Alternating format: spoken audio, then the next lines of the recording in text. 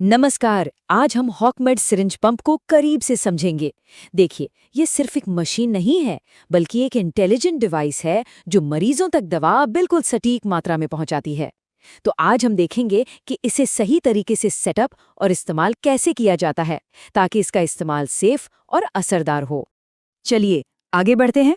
हमने इस पूरी प्रक्रिया को 5 आसान हिस्सों में बांटा है। हम एकदम शुरुआत से यानी पंप को सेट करने से लेकर सिरिंज को सही ढंग से लगाने, फिर अलग-अलग इन्फ्यूजन मोड्स को प्रोग्राम करने और आखिर में एक लाइव इन्फ्यूजन को मैनेज करने तक हर एक पहलू पर बात करेंगे। तो सबसे पहला काम पंप को सही से सेट करना।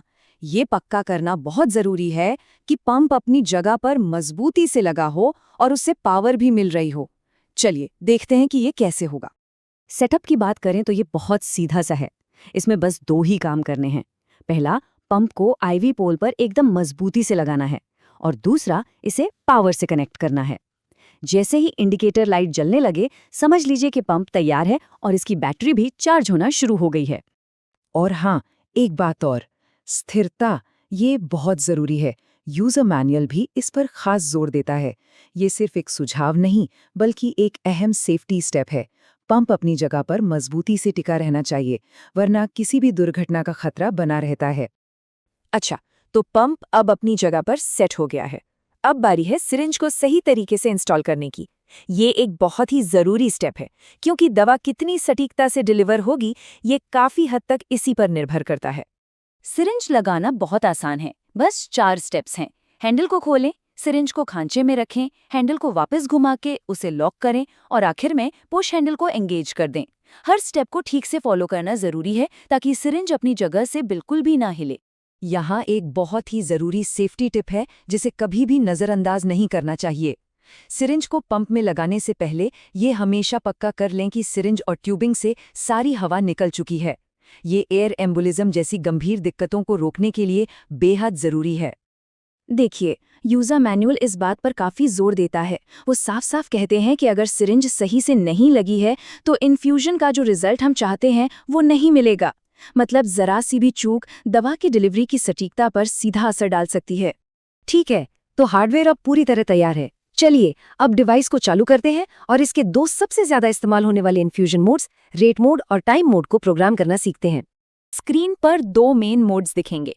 पहला है रेट मोड, जिसमें सीधे सीधे ये सेट किया जाता है कि दवा प्रति घंटे कितनी देनी है, और दूसरा है टाइम मोड, जिसमें कुल वॉल्यूम और समय सेट करने पर पंप अपने आप रेट कैलकुलेट कर लेता है।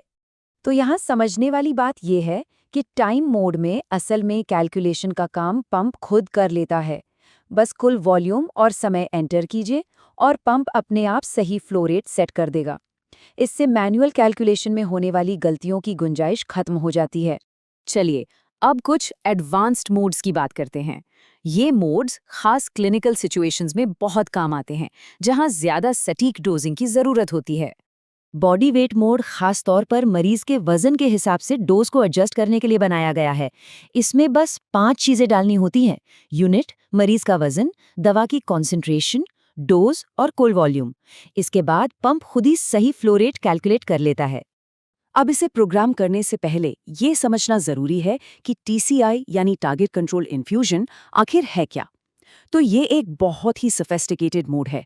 इसका काम है मरीज के शरीर में यानी प्लाज्मा में दवा की एक तय मात्रा को लगातार बनाए रखना। एनेस्थीसिया जैसी क्रिटिकल सिचुएशन में ये मोड बहुत ही काम आता है।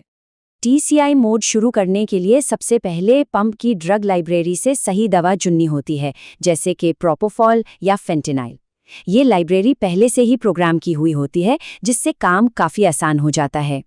एक बार दवा चुन ली तो उसके बाद मरीज से जुड़ी कुछ जरूरी जानकारी डालनी पड़ती है। इसमें मरीज की उम्र, वजन और लिंग जैसी चीजें शामिल हैं। इस डेटा के आधार पर ही पंप एक सटीक इन्फ्यूजन मॉडल तैयार करता है। तो अब सब कुछ सेट हो गया है। चलिए अब आखिरी हिस्से पर चलते हैं और देखते हैं कि जब इन्फ्यूजन चल रहा हो तो उसे कैसे मैनेज करना है, यानी कैसे स्टार्ट, स्टॉप या बोलस करना है। कंट्रोल्स बहुत ही सिंपल हैं। इन्फ्यूजन शुरू करने या रोकने के लिए बस स्टार्ट या स्टॉप बटन दबाना है, और अगर कभी मरीज को जल्दी से दवा की एक अतिरिक्त डोज देने की जरूरत पड़े तो बस बोलस बटन को दबाकर रखना होता है। और जब इन्फ्यूजन पूरा हो जाता है तब पंप एक बहुत ही स्मार्ट काम करता है। ये अपने आप केवीओ मोड में चला जाता है। केवीओ का मतलब है कीप वेन ओपन, जिसमें पंप बहुत धीमी रफ्तार से दवा देता रहता है ताकि आईवी लाइन में क्लॉट न बने और वो ब्लॉक न हो। जिस तरह ये इन्फ्यूजन पंप्स और ज़्यादा स्मार्ट होते जा रहे हैं, ये सोचना वाकई दिलचस्प है कि मरीजों की सुरक्षा के लिए टेक्नोलॉजी में अगला बड़ा कदम क्या होगा। क्योंकि जैसे जैसे टेक्नोलॉजी बेहतर होगी, मेडिकल केयर में सटीकता और सुरक्षा का स्तर भी और बढ़ेगा।